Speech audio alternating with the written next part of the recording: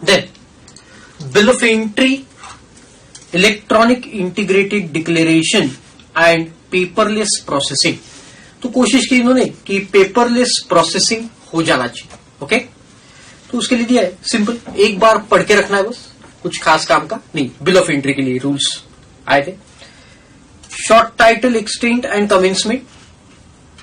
These regulations may be called as bill of entry, electronic integrated declaration and paperless proceedings regulation 2018, है ना।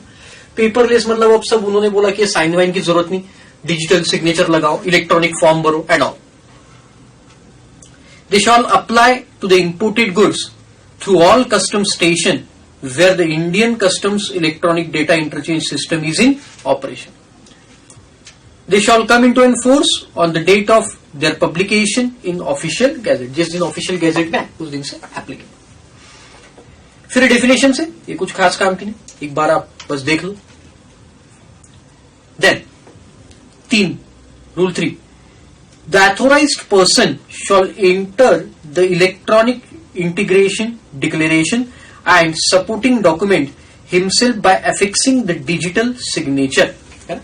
तो अभी paperless हो गया, तो डिजिटल सिग्नेचर अफिक्स करके and enter them on a custom automated system, and he may also get the electronic integrated declaration made on the customer automated system along with the supporting documents by validating the service at a service center.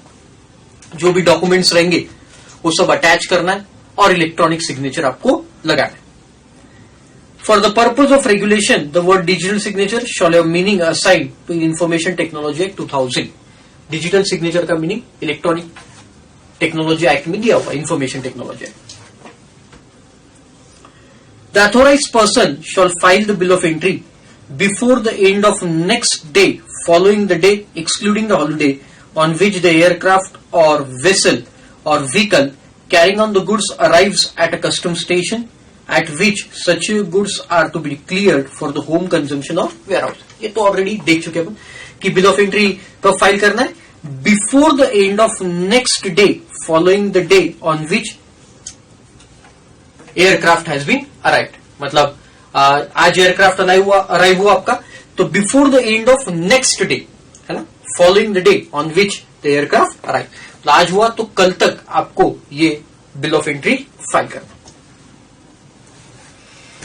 Excluding holiday. कल का holiday तो परसों तक। Okay, the bill of entry shall be deemed to have been filed and self-assessment completed when after the entry of the electronic integrated declaration on custom automated system by way of data entry through the service center.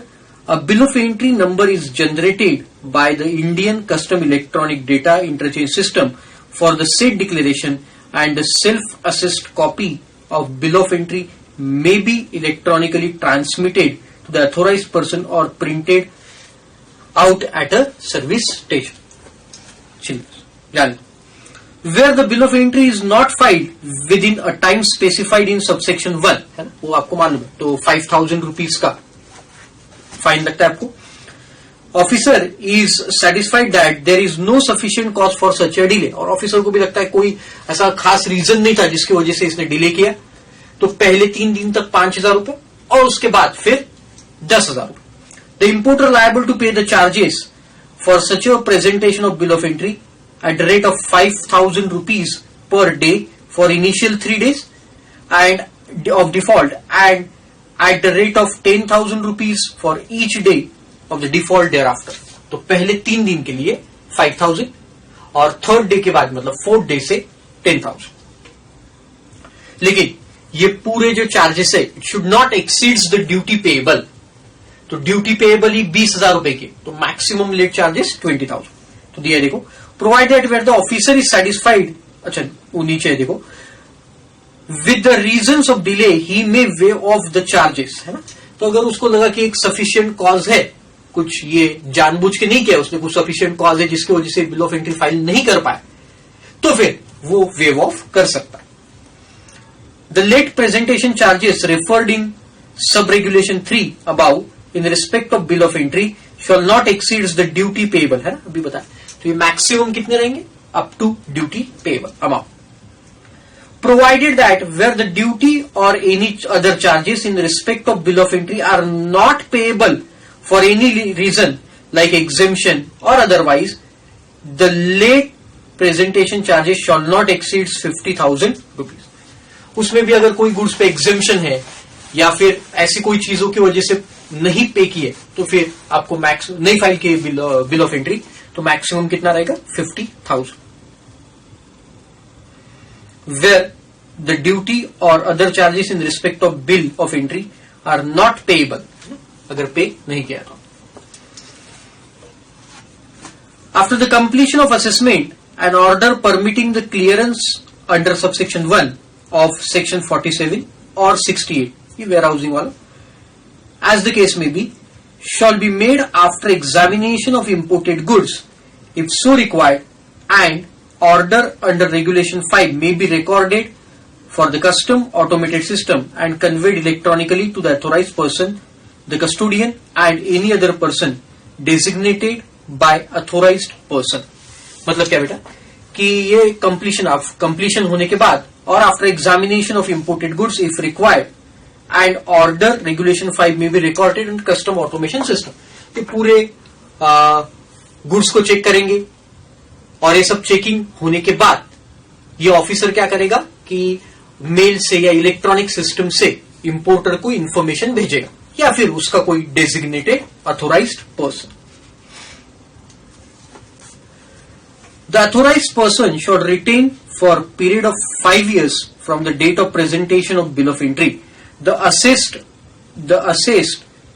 Copy of a bill of entry, digital or otherwise, and all supporting document in original which were used and relied upon by him in submitting the electronic integrated declaration, and shall produce them before the custom in connection with the action of the proceeding under the act or any other law for time in the force. मतलब क्या बेटा, जो भी documents है वो पूरे documents आपको 5 साल तक रखना पड़ेगा. इलेक्ट्रॉनिक डिजिटल सिग्नेचर बोलो या फिर ओरिजिनल डॉक्यूमेंट जिसके बेसिस पे आपने वो क्लेम किया है, वो पूरे डॉक्यूमेंट्स आपको 5 years तक रिटेन करना पड़ेगा. An authenticated copy of bill of entry may be generated at the request of authorized person if in possession of the said copy is required by him in compliance of the provision at the time in force. And last, any authorized person who contravenes any provision of this regulation or who fails to comply with the provision or regulation shall be liable or penalty for not which may extend to 50,000 rupees. तो जिसने ये comply नहीं किया ये सब जो provision से, उसको फिर कितने की पेनल्टी लगेगी? It can be extend up to 50,000. तो जस्ट आपको एक बार रीड करके रखो, एग्जाम के हिसाब से कुछ खास इंपॉर्टेंट नहीं है, ये ध्यान में रखो बस. ये रिकॉर्ड्स वगैरह 5 साल तक मेंटेन करना है आपको, और ये लेट फी और ये तो अपन ने ऑलरेडी देख चुके. बाकी एज सच कुछ खास काम का इसमें नहीं. चल next, new custom import of goods at concessional rate of duty rules 2017. तो ये बेसिकली है क्या, मैं बता देता हूं आपको कि एक कोई पर्सन है जो इंडिया में मैन्युफैक्चर कर रहा है या फिर सर्विस प्रोवाइड कर रहा है. ओके, तो वो मैन्युफैक्चर या फिर जो बंदा सर्विस प्रोवाइड कर रहा है वो गुड्स को मैन्युफैक्चर करने के लिए या सर्विस को प्रोवाइड करने के लिए दूसरे रॉ मटेरियल या कुछ गुड्स को इंपोर्ट करता है.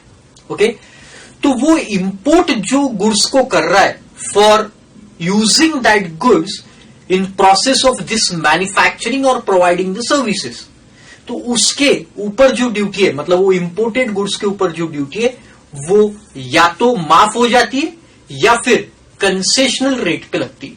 ओके, तो ये सब इस रूल में दिया हुआ है. Are you getting the point? समझ में आया? तो जो भी इंपोर्टेड गुड्स हम लाएंगे, लेकिन वो कहां यूज करना है हमको, ये मैन्युफैक्चरिंग में जो इंडिया में हम मैन्युफैक्चर कर रहे हैं या सर्विस प्रोवाइड करने के लिए उसे यूज करना चाहिए, तभी वो इंपोर्टेड गुड्स पे हमें क्या मिल जाएगा बेटा, कंसेशन या फिर ड्यूटी माफ हो जाएगी.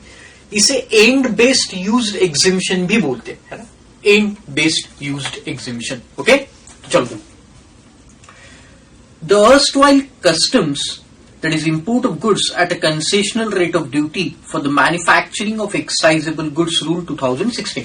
इसके लिए पहले 2016 रूल थे और तब एक्साइज का इंपैक्ट पड़ता था रूल के ऊपर. अब बस सेम रूल्स रखे उन्होंने, बस इसको 2017 किया और जीएसटी के लिए अब ये लाए गए, है ना, जीएसटी मटेरियल. देखो, applied to an importer being manufacturer. देखो, इम्पोर्टर कौन होना चाहिए? Manufacturer who intended to avail the benefit of an exemption notification issued under section 25(1) of Customs Act 1962, and where the benefit of such a exemption was dependent upon the use of imported goods covered by that notification for the manufacturing of any excisable commodity.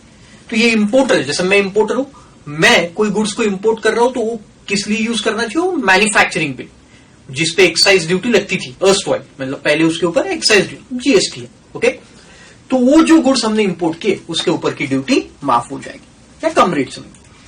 These rules were also applied mutatis mutandis in respect of imported goods which were to be used for provide the service. देखो, सिर्फ manufacturing के लिए नहीं, अगर आप मतलब ये importer अगर सर्विस प्रोवाइड कर रहा है और उसलिए वो गुड्स यूज कर रहा है, इंपोर्टेड गुड्स वो सर्विस प्रोवाइड करने के लिए, तो उस पर भी ड्यूटी माफ. Instead of being used for further manufacturing of process, manufacturing के अलावा अगर सर्विसेज के लिए किए तो भी ये एग्जेम्पशन है. With the advent of goods and services tax, central excise duty would not be applicable concept on a few commodities like petroleum products, etc. मतलब क्या बेटा कि देखो, विद एडवेंट मतलब जब से ये जीएसटी आया तब से अब ये रूल्स किसके लिए बन गए? जीएसटी के लिए. लेकिन एक्सेप्ट अभी भी कुछ प्रोडक्ट्स है लाइक पेट्रोलियम एंड ऑल जिनके ऊपर एक्साइज ड्यूटी है. तो फिर ये जो 2016 वाले रूल्स है वही इधर भी एप्लीकेबल है. मतलब 16 वाले रूल भी अभी लाइव है, क्योंकि कुछ प्रोडक्ट ऐसे आज भी एक्साइज ड्यूटी उनके ऊपर लगती है, और बाकी के लिए तो जीएसटी के लिए रूल्स आए. Tobacco products etcetera in the view of customs, import of goods at a concessional rate of duty for the manufacture or of excisable goods rules 2016 have been superseded with the customs import of the goods at concessional rate of duty rules 2017. Okay, supersede कर रही है 2017. Simple, कोई खास. Then अब rule 2 देखो, application कैसा है इसका, जो कि मैंने बता दिया आपको. देखो, those rules shall be applied to importer. कौन सा importer? who intends to avail the benefit of exemption notification, जिसको exemption notification चाहिए, issued under section excuse me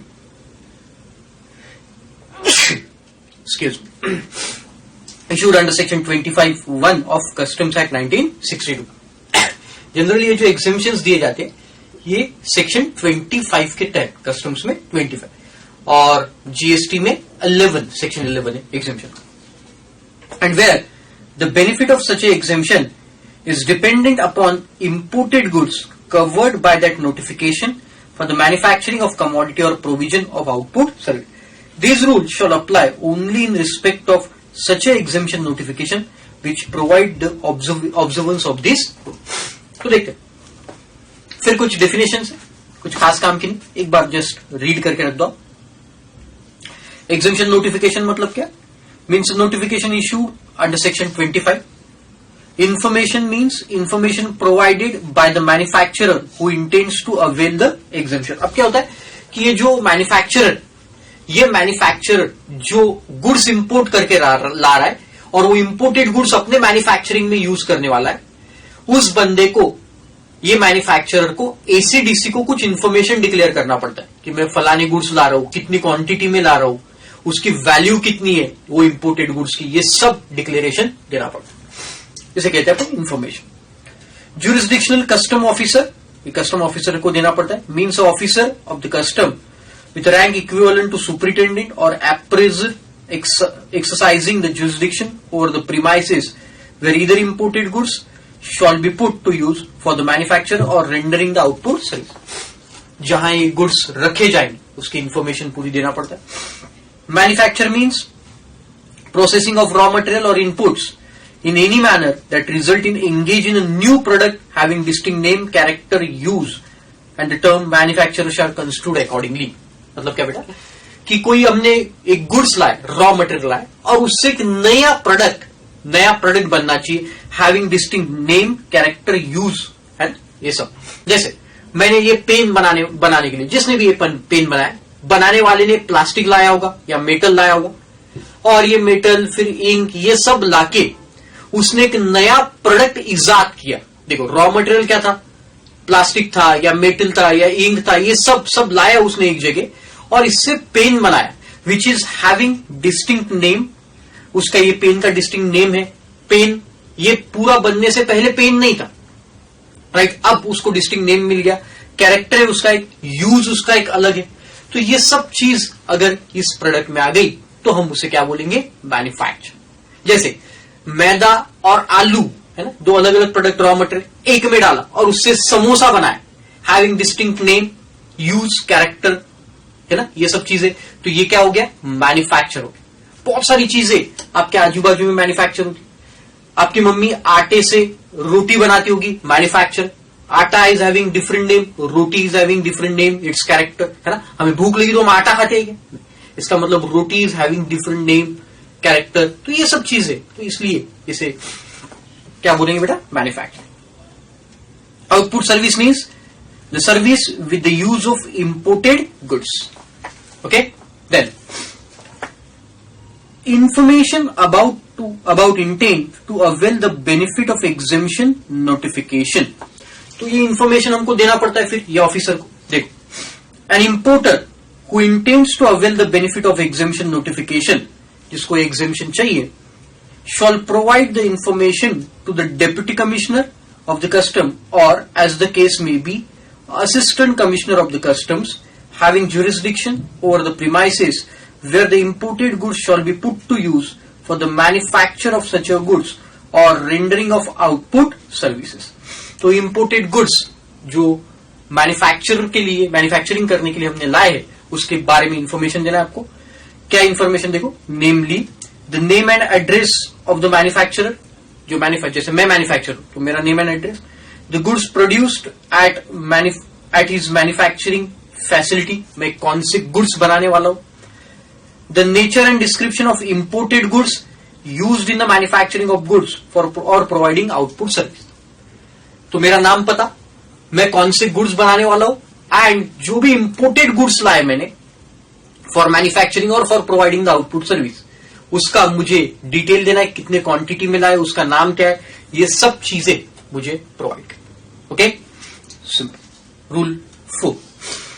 then rule 5, procedure to be followed. क्या प्रोसीजर दे, the importer who intends to avail the benefit of exemption notification shall provide the information. क्या information देना, देखो, in duplicate a deputy और assistant commissioner of the custom having jurisdiction over the premises where the imported goods shall be put to use for the manufacturing of the goods or for rendering of the output service, the estimated quantity and value of the goods imported, particular of exemption notification applicable on such a import, and the port of import in respect of particular consignment exceeding 1 year। तो ये पूरी information जो goods की पूरी information वो provide करनी। एक बार और पढ़ो, इन डुप्लीकेट कॉपी में देना है। डेप्यूटी और असिस्टेंट कमिश्नर को having jurisdiction over the premises, जो प्रीमाइसेस में आपकी फैक्ट्री आती है मैन्युफैक्चरिंग वाली, वो प्रीमाइसेस के असिस्टेंट या डेप्यूटी कमिश्नर को, where the goods imported shall be put to use for the manufacturing और रेंडरिंग ऑफ आउटपुट सर्विसेज।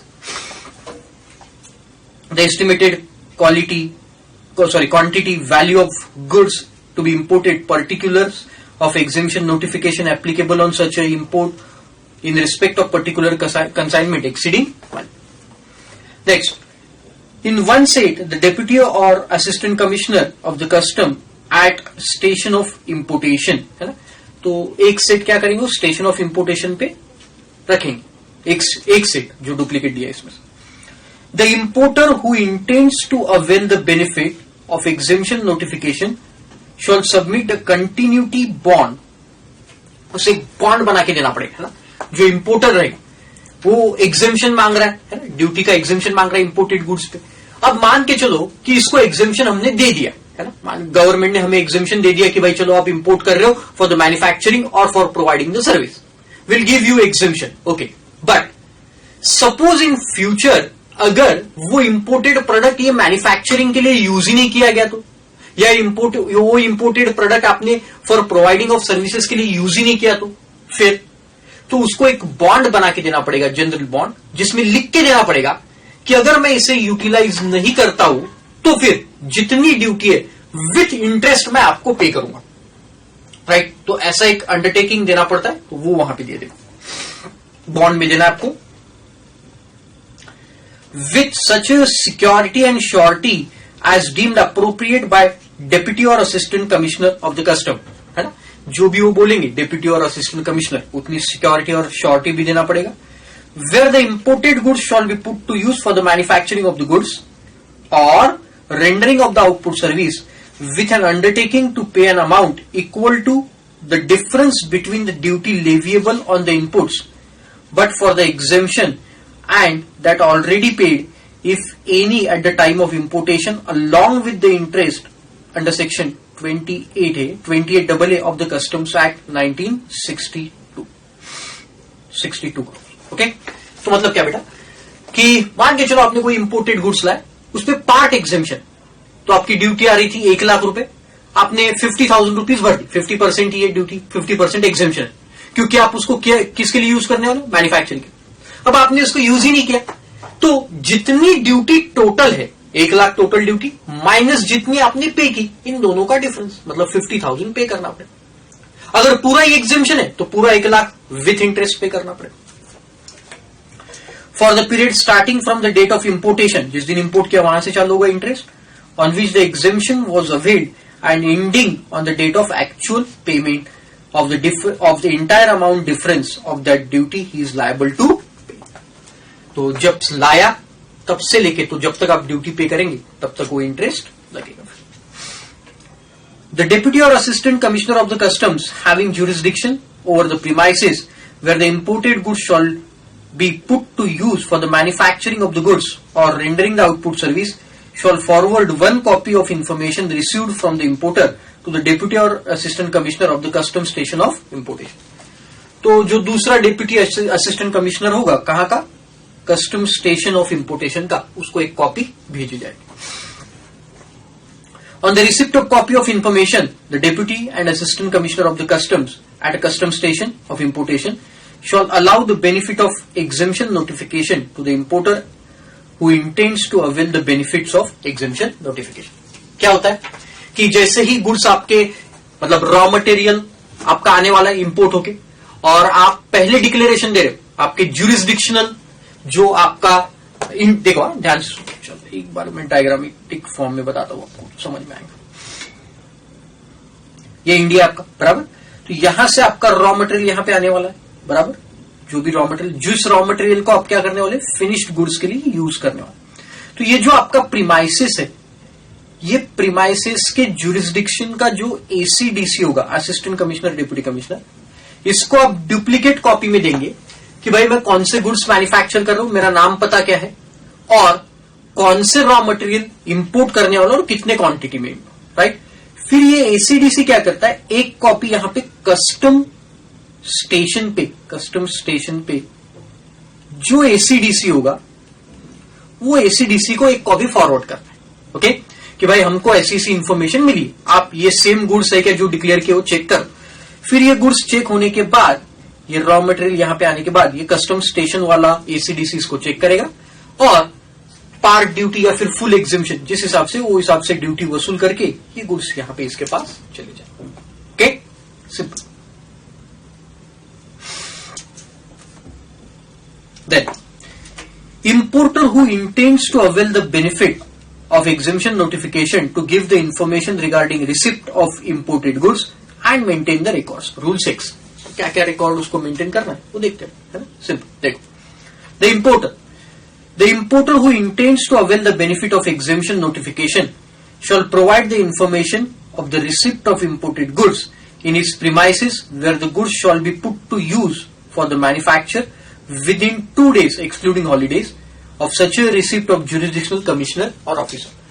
तो एक बार आपको ये गुड्स मिल गए, रॉ मटेरियल या जो भी आपने मंगवाए थे फॉर मैन्युफैक्चरिंग से, जो भी मैन्युफैक्चरिंग करने के लिए, वो मिलने के विद इन 2 डेज आपको इन्फॉर्म कर देना है आपके जुरिस्डिक्शनल एसीडीसी को कि हमारे गुड्स हमारे पास आ गए.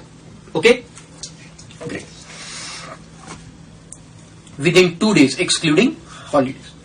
The importer who has availed the benefit of exemption notification, जिसने लिया, shall maintain an account in such a manner so as to clearly indicate the quantity and value of imported quantity of imported goods consumed in accordance with the provision of exemption notification, quantity and goods re-exported if under rule 7. मतलब क्या बेटा कि कितनी quantity आपने वहां से मंगवाई import की. मान के चलो आपने 10,000 क्वांटिटी मंगवाई, लेकिन आपको सिर्फ 8,000 गुड्स लगे, है ना, 80,000 गुड्स. अब ये बचे हुए 2,000 ये आपको री एक्सपोर्ट करना है. अगले रूल में देखेंगे, rule 7.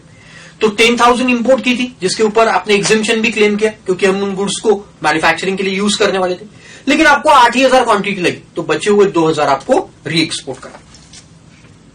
And quantity remaining in stock में कितनी पड़ी है, अगर स्टॉक में रखी होंगी तो bill entry wise shall produce in the said account as and when required by the deputy and assistant commissioner of the customs jurisdiction over the premises where the goods shall be put to use for the manufacture और rendering output service. तो जहां आप manufacturing करने वाले हो या जहां से आउटपुट सर्विस प्रोवाइड करने वाले हो, वहां ये पूरे रिकॉर्ड्स आपको मेंटेन करना पड़ेगा. कितने क्वांटिटी लाई, कौन से गुड्स लाए, कितने यूज किए, कितने वापस करने वाले हो या कितने स्टॉक में पड़े, ये सब रिकॉर्ड्स आपको मेंटेन करना पड़ेगा.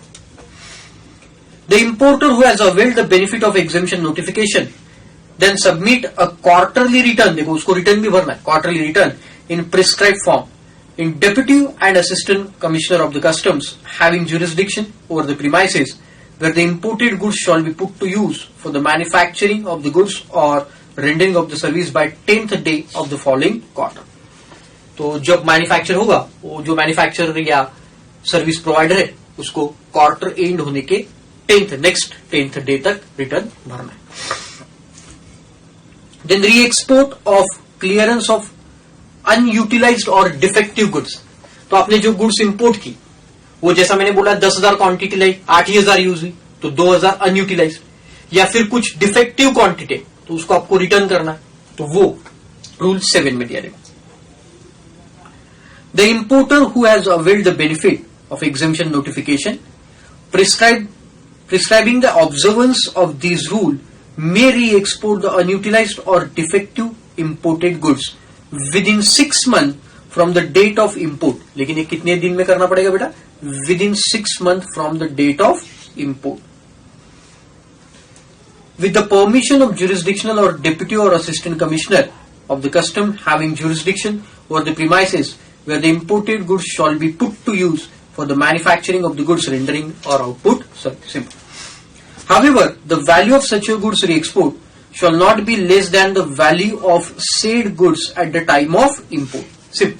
मतलब जब आपने इंपोर्ट करके लाए थे तो ये गुड्स थे 10,000 और जब आप वापस भेज रहे हो it should not be less than 10,000 rupees, है ना, उसकी वैल्यू 10,000 रुपीज से कम नहीं होना चाहिए. थियोरेटिकल पॉइंट है.